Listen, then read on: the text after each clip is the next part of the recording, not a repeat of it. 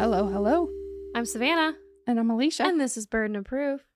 Welcome back, everybody. Welcome. I know it hasn't been long for you, but Elysia and I have been apart for 2 whole weeks. And absence has truly only made the heart grow fonder. I love you with my whole heart. I love you. We're 2 bacons in love. We're 2 bacons in love. Have you seen the Hydrangea My Name is Waylon video? Is it a little boy? Yeah. I think I did. I love it. We've been quoting it all weekend. It is so cute. Say, this is Hydrangea. Hydrangea, my name is Waylon. So cute. All right. Shout out to anybody affected by the storms. We were too. We were very lucky. We were very lucky. Very, very lucky. It sucks. I mean, what do you say? I mean, it's just devastating. Yeah. So just wanted to shout that out. And we have a little bit of business to get to up front today. Are you ready for some business? Yeah. I had to think about it for a second. So firstly, let's talk about Patreon. If you've ever thought about joining our Patreon, now is the time. Now is the time to do it. We highly recommend you join our Patreon before the end of the year. Yes. And we have a new tier for our Patreon as well. There is a free tier now. So if you want to join us and help decide our monthly Patreon picks, you can do that in the free tier now. So if you want to head over there, we highly recommend. And if you want to join our first tier, our $3 tier, you get a live stream once a month. Mm-hmm. If storms don't get in the way. Yes. You get always ad-free content. You get behind the scenes. You get outtakes, funny things that don't make the final cut. Mm-hmm. And of course, you get access to voting for our monthly case pick.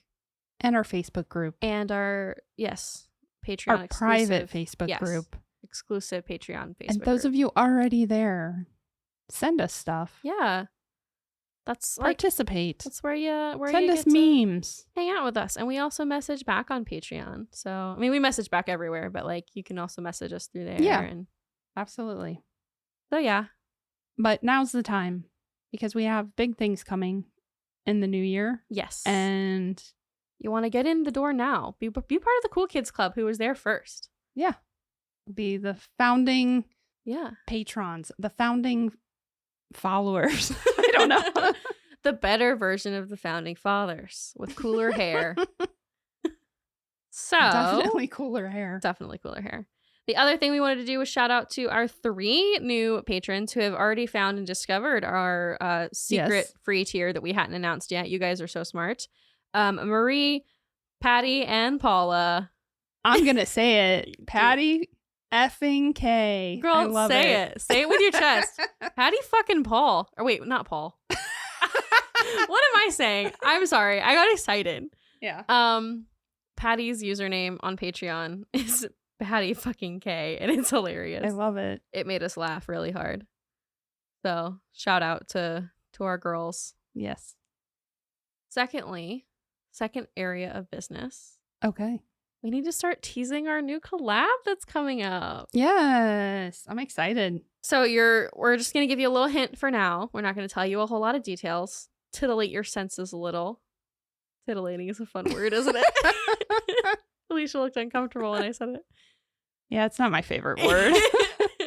All I'm going to tell you is that it's a podcast that we have mentioned before. Mm-hmm. But it's not a podcast that we have collaborated with before. True. So for those of you who keep begging for us to collab with Gage and Ray again, we will, I promise. But we're bringing something new to your senses soon, and I'm excited about it. Me too. That's it. I'm getting my shovel. There's a hint. Oh, Elysia dropping hints. Okay. And OMG, congratulations to our Gore Report podcast besties. You guys are kicking butt. Yeah, they are. Okay, I think that's everything. All right. Unless you had anything in your back pocket. Any surprises? I've got nothing. And after the storm and being out of power and trying to do 1,500 loads of laundry to catch up. Yeah. I'm just happy to be here and just sit and listen to this awesome Patreon case. This is a Patreon pick, right? It is our Patreon pick for October. We're getting it done early. Nice. Done early this month because we all know I pick cases based on my mood. You do. And this one struck me, so here we are. All right. So today we are doing the Kirsten Costas case. Ah, yes. Selected by our lovely patrons. And there were a lot of good options this month, and it was a tight vote. It was. Yes. It was. Tighter than usual. Usually it's like all in on one. Uh-huh. This one was tight, and so I'm excited. And this is like such a classic tale of like teen jealousy, so it's right up our alley. Mm-hmm. Solid. Okay. Are you ready to travel back in time with me? I'm always ready to travel back in time. Where's Jamie? I have Jamie. He's here. He's behind me. He's got my back. He's got your back. I was just watching an Outlander edit before we started recording. I need to start that show. You do. I know. Oh. Okay, I'll watch it soon. Yes. Maybe it'll be my holiday show. It's a good holiday show. Okay. But we're traveling not super far back. We're going to 1984. Oh, yeah, that's not. But we're going like deep into the 80s. So get in your 80s mindset. Give me some 80s stuff. What are we working with here? 1984. I was 5 years old. Oh my goodness. A wee babe. Cable knit tights. Okay. Navy blue with red and white pinstripe dress. Love it. Bangs. Ooh. Yeah. That was a little kid, though. I mean, Well, right. 1984 for teens, adults was much bigger hair. Yes. Yeah. Everything, a lot of brown. Like Mhm. all the neon stuff didn't actually start till the very end of the 80s and early 90s. Yeah. So when people have like retro parties and dress in all neon, there's a lot of brown and yellows going on in the 80s. It's giving mid-century modern, like, it vibes kind of, because you're with kind the of coming colors. off of that. Yeah. Okay. So a lot of brown. I don't know what else to say. No, I'm into it. I feel like that's a good... Everybody's living rooms, a lot of wood paneling. Right. Fake wood paneling, not Mhm. real wood, not Like, yeah. Station wagons. Ford Pintos. I think that was more popular in the 70s, but we're only in like the mid 80s, so maybe still a lot of those around. They're very important in this case. Oh, okay. So okay, that's how I know that. all right. So yeah, we're in the 80s. You're in the 80s mindset. I'm very glad. And we're going to upper class California, into Orinda, California today. Okay. Okay. So Kirsten Costas was born on July 23rd, 1968 to Barrett and Arthur Costas. And she had a younger brother named Peter. And like I said, they lived in Orinda, California. Orinda sits just east of Berkeley University, and the area boasted about their good schools and generally had a pretty low crime rate. It's about a half hour downtown to San Francisco, and the Costas were members of the local tennis and swim club. Okay. So Kirsten attended Miramonte High, which is a quality school, okay, where the average household income was $60,000. To account for inflation, this is around $180,000 as the average household income. I was going to say, that was a lot back then. It's a lot now. It feels like, you know? Yeah. And it reminds me of kind of going to school where I went to high school, because you look around the parking lots and it's full of BMWs and Teslas, baby. And while they didn't have Elon Musk, they did have Beamers, and they were some of the most popular cars at Kirsten's high school. It was an affluent area, and Kirsten was an affluent girl. She worked really hard and was pretty popular, just kind of an all-American, all-around girl. She got good grades, was on the varsity swim team, and was pretty well liked. She was the life of the party, and this is a really sweet quote from her mom. She said, Kirsten was the energy of the house. She was always listening to music, making phone calls, dancing. She was full of life. We are simple people, and she was raring to go, ready to start to live her life when it was snuffed out. Boo. So sad. As a rising sophomore, things were really starting to look up for Kirsten. She had a great group of friends. They were known as the Loud Ones. They were just a really fun group. And she had just made the very exclusive cheer team. So this opened up lots of social doors for her, because cheer was taken very, very seriously at this school.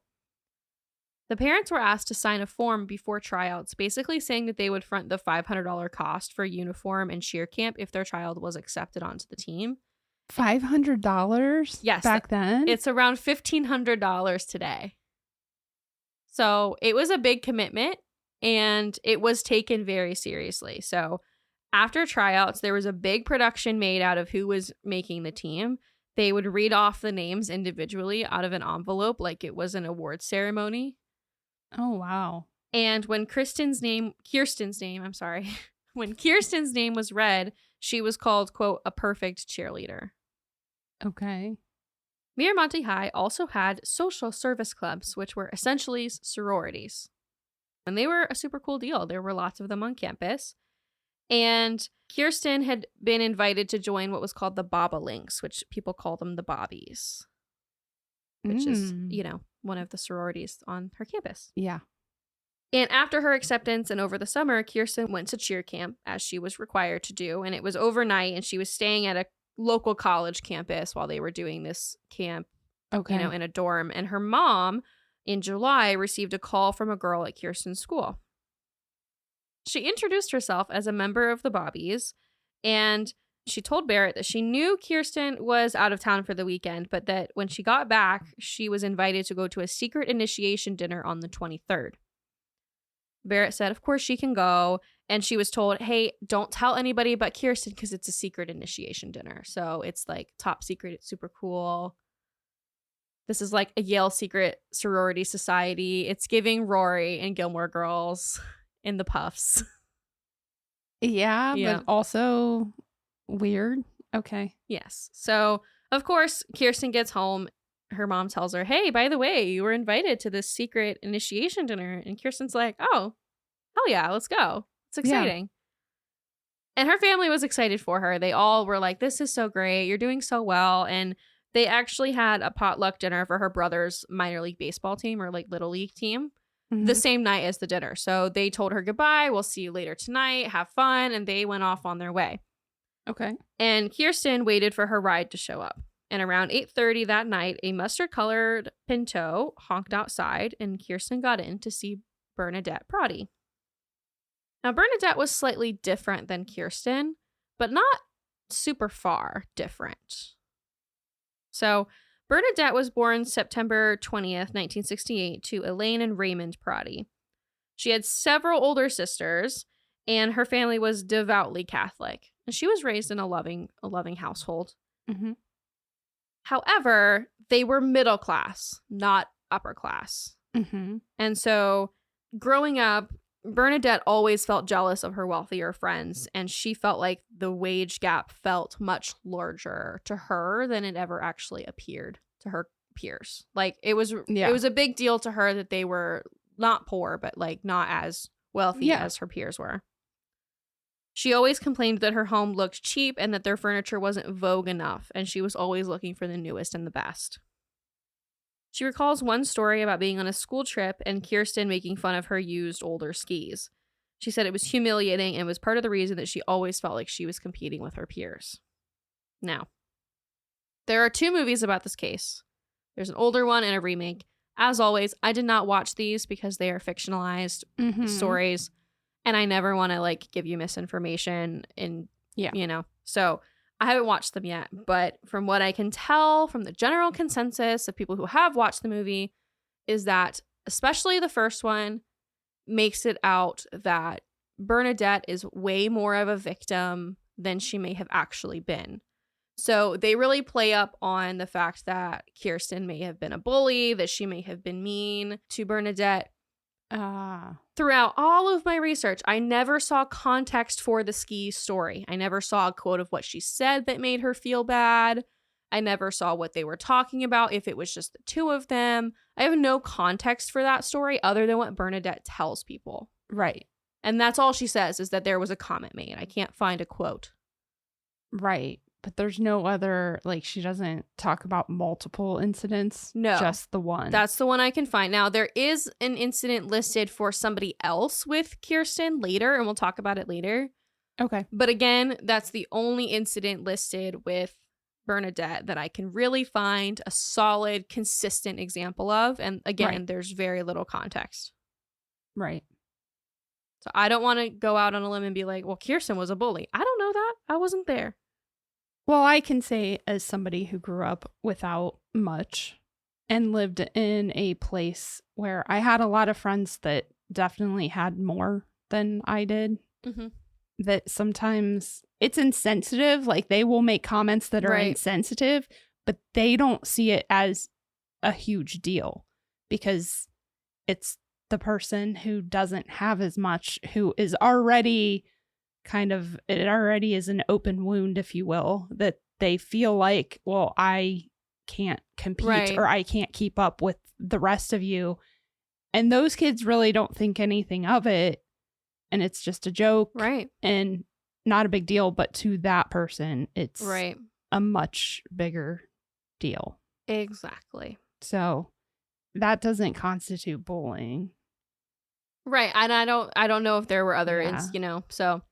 I mean, I'm not saying that she wasn't. I don't know. Yeah. So I think saying we don't know is the best course. And I read a bunch of quotes from other students at their school, and I really didn't get the impression that they thought that Kirsten was mean. But again, she had, spoiler alert, she had died. So they may not have been like wanting to be like, well, she was so, so I don't know. I'm just giving you the facts. I'm just giving you what I've got for you. I don't want to sound like a jerk, but You know what I'm saying? I know exactly what you're saying because there was a cheerleader that died at my high school our senior year. Oh, wow. And there was a ton of people who hated her or like didn't really have anything nice to say about her until she died. And then all of a sudden everybody was like, oh my gosh. Yeah. And it made me mad. I didn't have strong feelings one way or the other. So like it was sad that she died for sure.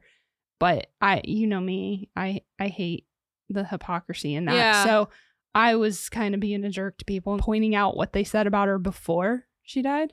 And so I was viewed as the jerk. I get it. I'm sorry. That's one of my tisms. That's one of my tisms. But that's not what you said. Yeah, exactly. Yeah. That's not what you said like 3 weeks ago. Yeah, I will say it's not like the comments were like overtly positive about Kirsten. It was they were very much like, well, yeah, but she was just popular. Yeah. She had a lot of friends. It wasn't, they were like, oh my gosh, she was it was just normal. Yeah. So that's fair. Yeah. Anyway, I also got the impression that, and not the impression, like they just said, Bernadette was well liked amongst her friends and her peers. She just wasn't as popular as Kirsten was. Yeah. She wasn't disliked or anything cruel. And she just generally was always jealous of the social success of her peers. Right. She had plenty of friends, but she was so caught up in, for lack of a better phrase, like keeping up with the Joneses amongst her own school that she wanted more friends. She wanted the friends that other people had. So she talked to some of her girlfriends and tried to get in with some of the social groups. And one of her closer friends got into something what some people would call like a more prestigious one of the like sororities. Okay. But Bernadette didn't get in. She did, however, get into the Bobbies. Okay. So she's in the same social group as Kirsten is. Right. And then Bernadette tried to get into the yearbook club and she applied for that and was rejected. And this really hurt her. She like went to the dean and begged to be reconsidered. And they ended up saying no. I'm not positive why, but she didn't get in and she was very upset by that. Following that, she tried out for the cheer team. Because I'm sure she's thinking that is the number one way that I can just catapult myself into social success, is if I'm on this really elite cheer team. Right. But she didn't make that either. And so I just imagine her sitting in the auditorium as they're listing off the people who made it and is listening to Kirsten be called a perfect cheerleader. And she and Bernadette knew each other fairly well. Like, I wouldn't say they were friends. They were definitely acquaintances, but they did. And they didn't hang out outside of school. Right. But they were both on the swim team. They were both in the Bobbies. And they both worked in the front office. Oh, okay. So they had a lot of crossover. So on June 23rd, Bernadette told her father that she had to babysit for a family friend. She had her learner's permit, so when she went to her dad and said, hey, can you maybe leave the car in the driveway? while I'm home alone with the kids because it just makes me feel a little safer that the driveway doesn't look empty and that people aren't going to try and break in. And also, like, if something was to happen, I would have a way to leave. And he thought that that was a pretty reasonable request. And so he ended up leaving the car and walking home. Gotcha. And he knew she was going to drive the car back. But, like, again, she had her learner's permit. So it wasn't like she didn't know how to drive. He was comfortable with it. And so she had the vehicle. And spoiler alert, that was the car that she took to Kirsten's house. Right. She did not have to babysit. Right. 'Twas a farce. Pretty quickly into the drive, Bernadette told Kirsten that there was no secret dinner for the Bobbies, but instead, she had gotten them invited to this unsupervised party. Bernadette thought that if she could win over Kirsten, she could drastically improve what she thought was her poor social standing. If she could get in with the loud ones with Kirsten's friends, she'd be Gucci. Yeah. So we may never know what really happened in the car because most sources are kind of vague, and what we hear from Bernadette later is just one side of the story.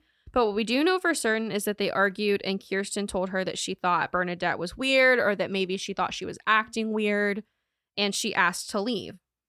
So she asked to be dropped off outside of a house that she recognized, Alex and Mary Jane Arnold's house. And I think she knew this couple. You kind of get mixed reviews. Some sources say they were strangers.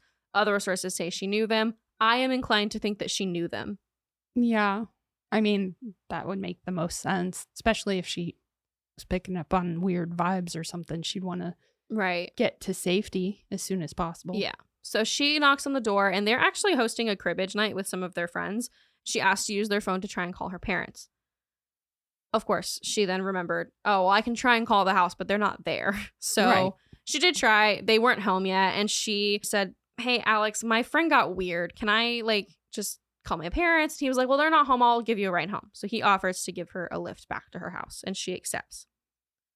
And during the drive back to Kirsten's house, Alex noted that the Pinto that she had gotten out of was following them back.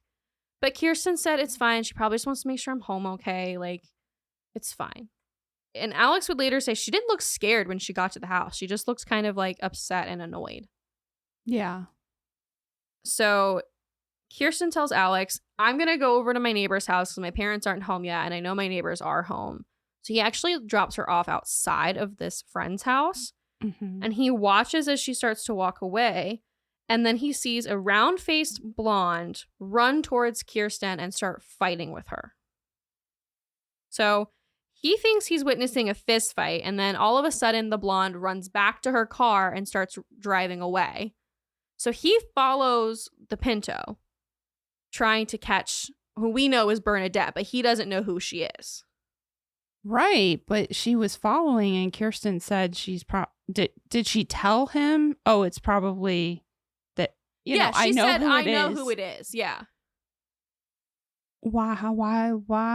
I don't know. I mean, it's in the midst of it's chaotic, and Yes. I understand, but yeah, go check on the person who's down and out, not chase after the person who she knows who that is. Right. And I mean, he didn't see any like blood or anything. He just thought they were having a fist fight. Right. But what he thought was a fist fight was actually an attack. Yeah. And Bernadette had gotten out of the car and rushed up to Kirsten with a knife. She had started to panic in the car on the way back to Kirsten's house. She knew that if Kirsten went back to the Bobbies or her friends and told them that Bernadette was weird, she would be socially ruined. And so in her panic, she saw a knife in her car and attacked Kirsten. She stabbed her twice in the stomach, and when she turned around to run, she stabbed Kirsten twice in her back. In the struggle, she was also cut on her hand. I'm not sure how severe that was, but there was a fifth injury there. And onto Kirsten, not onto Bernadette. And then she ran. And so that's when Alex Arnold turns and is following her in the car. He does lose her eventually. And Bernadette goes home. Kirsten, we'll come back to Bernadette in a second. Okay. Kirsten calls out for help and realizes, oh my gosh, I was just stabbed. So she stumbles over to the neighbor's house, so she was almost there.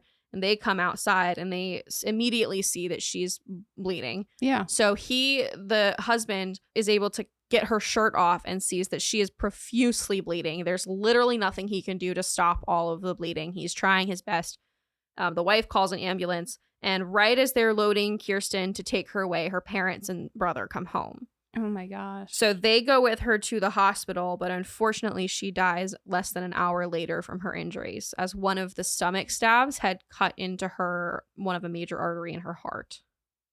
Wow. Okay, I'm going to back up for a second. Yes. First of all, you just happened to find a knife in your car. That's a point of contention, so we'll talk about it, but I actually don't think that that's that unrealistic. Yeah. There's a reason. I had a friend who kept a knife in her car. So like I'm just saying, there's a knife in my car right now.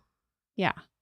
We'll talk about why I actually kind of do think that the knife was just in the car. I don't personally think that she came in with the premeditation to kill her. Yeah. I don't think she brought the knife, but a lot of people do think she did. Yeah, I don't know. You can't prove it either way, but right. And I get that, but like statistically speaking, right, the likelihood of having a knife in your car is low. Okay. Okay. Yeah, and I still question, like, I mean, luckily she was close enough to the neighbor's house that she got their attention, and but yeah, I'm still a bit baffled by him chasing Bernadette. I don't know what the thought process was, but either way, there was nothing that he could have done to save Kirsten. Right. Her neighbors who tried, his name was Arthur. There's Arthur and the Arnolds. It's confusing, but the neighbor who tried, I mean, genuinely did everything they could. There was nothing that could be done. Right. So then we have a couple of, a couple bumps in the road in the investigation process. Kirsten's classmates attended her funeral 5 days later, and the parents of all of the daughters in the area were ordering them, like, okay, make sure you walk together in pairs or in trios. Don't go anywhere alone. Even though they did have the description of a blonde teenager driving a Ford Pinto. So they had that information. And they also knew that it was likely that it was the girl who set up the meeting. They didn't have a way to trace the call, but they knew it was somebody who knew about the Bobbies and that would be able to set this sort of thing up. And so they conducted 300 interviews, and they tracked down 750 Ford Pintos, including all of the Bobbies and Bernadette. So Bernadette told them, oh, I was babysitting, and they actually never confirmed her alibi. Clearly that was a mistake, but they thought that like she exhibited enough signs of distress, and eventually she passed a polygraph exam. So they were like, okay, so it wasn't her, and they moved on. You know who passes polygraphs? Lots of guilty people. Sociopath. Yes. And so some sources also say that the polygraph was just inconclusive, but others say she passed. I don't know. I don't have the results in front of me. Right. I also wouldn't know what they said. I can't read a polygraph. They look complicated. Yeah. Soon, the community began collecting a reward fund, and the Bobbies and other friends of hers made signs that, posted the description of the killer, and they put them everywhere. In like almost every store in Orinda, there was this flyer that they made. But no arrest was ever made. And then some of the seniors in the school went on their senior trip, which was to Hawaii. And there, the names started speculating as to who they thought was the killer. Because at this point, like, everybody kind of thought it was somebody from the school, which is terrifying. Right. And they started naming one of Kirsten's classmates named Nancy Crane. So you'll, I think, understand this. Nancy used to be a preppy. And then she used to be on the soccer team and had been a member of a social club. And then later, she had sort of shifted her style and her mannerisms, and she was invited to come back to the Bobbies and to join the Bobbies, but she turned them down. Right. She dyed her dark hair blonde. She dressed in an expensive version of a punk style, and she just was just very different than she used to be. Yeah. There are later quotes given from people who weren't close to either Nancy or Kirsten that said that they didn't always get along, and that once in biology class, Nancy had said, like, if you don't shut up, I'm going to kill you. Which, again, It's just teenagers being teenagers. Right. But Nancy was known to kind of be over the rich kids' elitism. Yeah. So she was a prime suspect for the police for a while, and especially when her alibi turned out to be false. She said she was babysitting, and in fact, she was not. She was with her boyfriend. However, even if she lied about where she was, her boyfriend's mom was there while they were hanging out. So she did have an alibi. It was just incorrect. And it's not unusual for a teenage girl to tell her parents, Yes. I'm babysitting, and then go do something else. Right. Like see the boyfriend that your parents don't like. Exactly. I'm sorry, she wasn't babysitting. She said she was going to a movie. But yeah, either way. And then the other thing that the police thought was suspicious was that her parents wouldn't let her take a polygraph test. But that's not suspicious at all. That's fine. You don't have to. Well, that's her parents' decision. Right. It's not her decision. Yeah. So eventually they had to rule out Nancy as a suspect.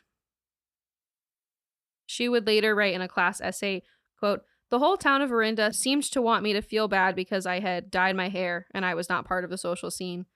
This is what I was guilty of in reality. I was guilty of being myself, but I will not change."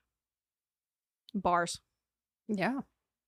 So when the police could no longer find any feasible leads, they called in the good old FBI. They came in and did a new thing called criminal profiling.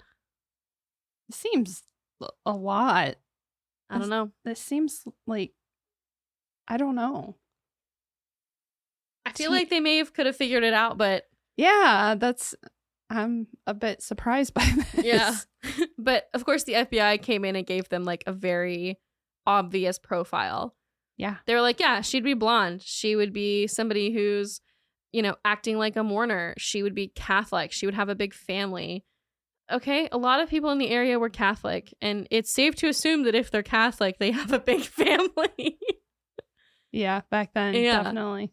So all of these things were pretty, straightforward, but using this profile, they ended up following up on a lot of leads, including with Bernadette. And this is when all of her acting and her skills started to kind of weigh on her, and the guilt was just a little too much. She started writing things in her journal. She wrote, quote, "I have caused a lot of hurt and pain to a lot of people. I don't want to hurt people anymore. I want to go to heaven when I die. I regret what I did. I can't bring Kirsten back or change time. If I kill myself, I will hurt people even more. I will go to hell if I killed myself." So she contemplated how she was going to handle it. And finally, on December 10th, 1984, before school, Bernadette wrote a note to her mom and dad that clearly says, well, I'll just read it to you. How about that? Yeah. I'll just read it to you. "Dear Mom and Dad, I've been trying to tell you this all day, but I love you so much, it's too hard, so I'm taking the easy way out. The FBI man thinks I did it, and he is right. I've been able to live with it, but I can't ignore it. It's too much for me, and I can't be that deceiving. Please still love me. I can't live unless you love me. I've ruined my life and yours, and I don't know what to do, and I'm ashamed and scared. Bernadette. P.S. Please don't say how could you or why, because I don't understand this, and I don't know why." I don't know what to say to that. I mean, it makes sense. Yeah. She's a teenager. That She frontal is. cortex isn't, full functioning yet. Yeah. So a very upset Elaine Protti called her husband, and then she went to go pick up Bernadette from school. She testified later to say, quote, "I wanted a last chance with my daughter. I wanted not so much to talk to her or talk her out of confessing, but to be with her." Yeah. So after they spent a little bit more time together later that day, she drove her to the sheriff's office and Bernadette made a full confession. Totally fair. I get it. Yeah. Good job handling that, Elaine and mean, Raymond. Yeah. It was the right thing to do. Mm-hmm. These cases are so tough. Yeah. Because it's just so different than hearing like a grown man that's a criminal has killed this person, right? And now he's going back to prison and blah blah blah. It's just like these cases are extra tough for me because everybody feels a little bit like a victim. Yeah. I mean, I have trouble painting a teenager as Right. like some kind of monster. I mean, there are those that suffer from horrible mental illness and all of that, but it's tough. Yeah, it is. It really is. And especially with how things play out in this case, I think we'll talk about it more at the end too. With Yeah. where everybody is now. I think we'll touch on it again too. I really think that it's not crazy to believe that it wasn't her intent to kill her. She just happened to stab her in a way that did. Yeah, and she went home thinking that Kirsten was just hurt. She thought that once the police got there, she would be fine. Right. That's what I mean. Like, is that like the most intelligent thing? No, but a lot of teenagers are not the most intelligent or emotionally intelligent. Right. It wasn't a logical thing. Right. So Bernadette's story was that when she picked up Kirsten and told her about the party, Kirsten agreed to go, but said she wanted to smoke pot at a nearby church before going. She said she's like, I want a little pregame moment. So Bernadette didn't want to smoke, and she said that when she told Kirsten, hey, I don't want to smoke, but they were at the church. They stopped in the church parking lot to have this conversation.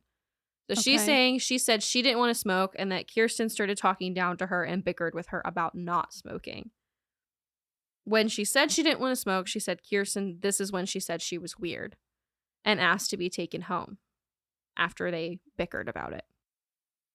After dropping her off at Alex and Mary Jane's house and following them, she started to panic about Kirsten telling people that she was weird. She said she saw the knife and that it happened to be in the car. And I said that we would talk about it, so let's talk about it.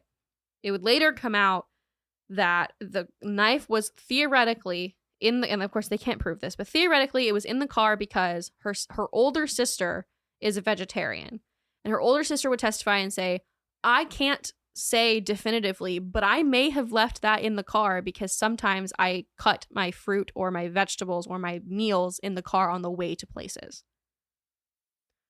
I understand that. Like, if you're a vegetarian and you realize, oh, actually where I'm going may not have any food for me, so she just grabs something on the way out the door and is doing it on the way there so that she has food. Right. I can see how the knife may have been left in the car, and it was a kitchen knife. Okay. So that's why I'm kind of like, okay, yeah, fair.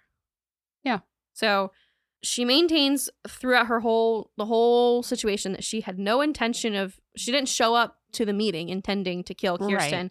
But that it happened to be in the car when she started to freak out. And 5 weeks prior to the trial, Bernadette's team offered a plea deal saying, hey, we won't make you go to trial over this. She'll plead guilty to second-degree murder for what we're dealing with, and we'll just avoid the trial, because both the judge and the attorneys all were questioning whether the trial even served a purpose. Yeah, she confessed. Right. And this is interesting because under California law at the time, she was being tried as a juvenile and she would receive the same sentence regardless of whether or not she got first degree or second degree murder. Oh, well then, yeah. So they were like, what's the point? But, Kirsten's parents ultimately really pushed for the trial to move forward so that they would have a first degree conviction. Even if it didn't change anything, they wanted that on the record. Okay. I mean, fair. So regardless whether she was convicted of first degree or second degree murder, she would be placed in the custody of California Youth Authority, which can release her at any time, but must release her by the time she turns 25. Right.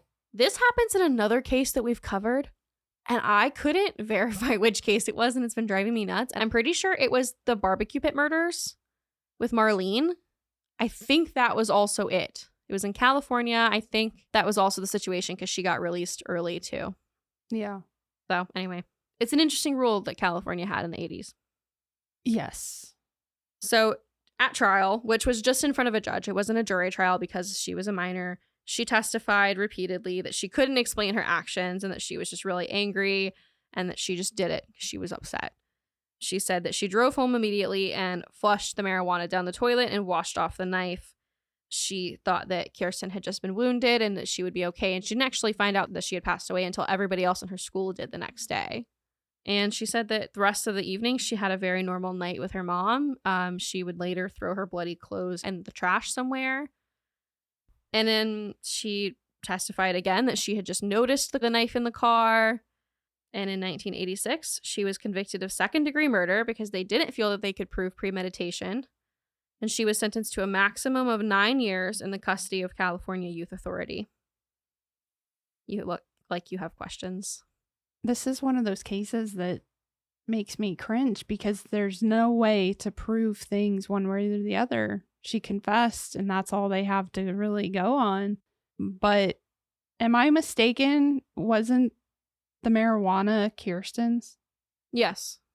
So I'm doubting, like, why would Kirsten leave her marijuana in the car with Bernadette?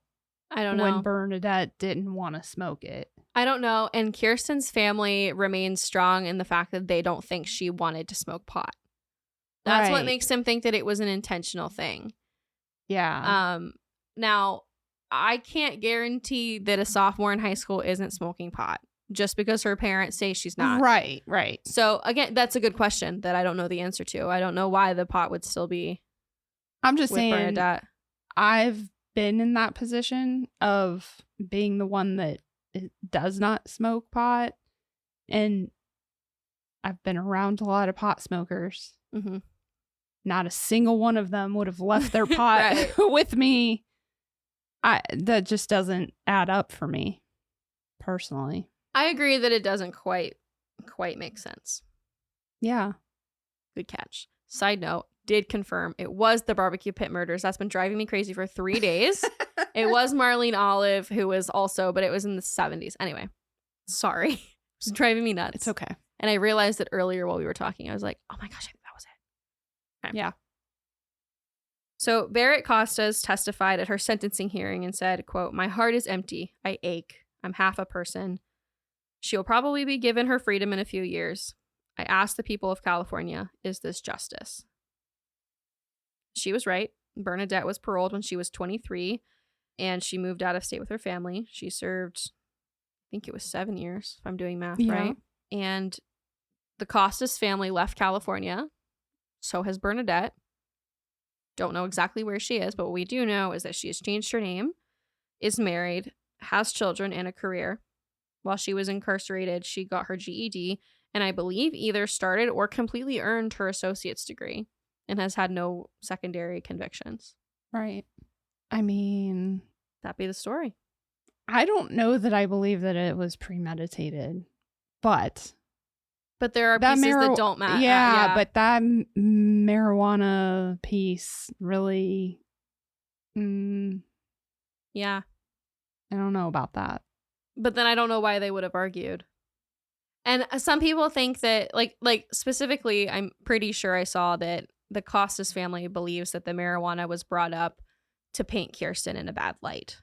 Right. As a defense and not as the truth. And so that's the only thing that makes any sort of sense, is if the marijuana wasn't a factor and they did argue about something else. They brought in the drugs to make Kirsten look like a bad person, which I don't think was the case. I don't think she was a bad person. Even if she was a bully, I think she was a teenager. Yeah. And I mean, I don't know. Maybe I'm just a simple woman. I'm just a simple woman. I'm just a simple woman. But to me, if I was in Kirsten's shoes and I got this invite to this dinner, and then this girl that like I'm friendly with, but just acquaintances, comes and picks me up and then announces to me, oh, there really is not a dinner, I would think that that's weird. I think she thought like, oh, well, you didn't want to tell my mom there was a party and my mom answered the phone. Yeah.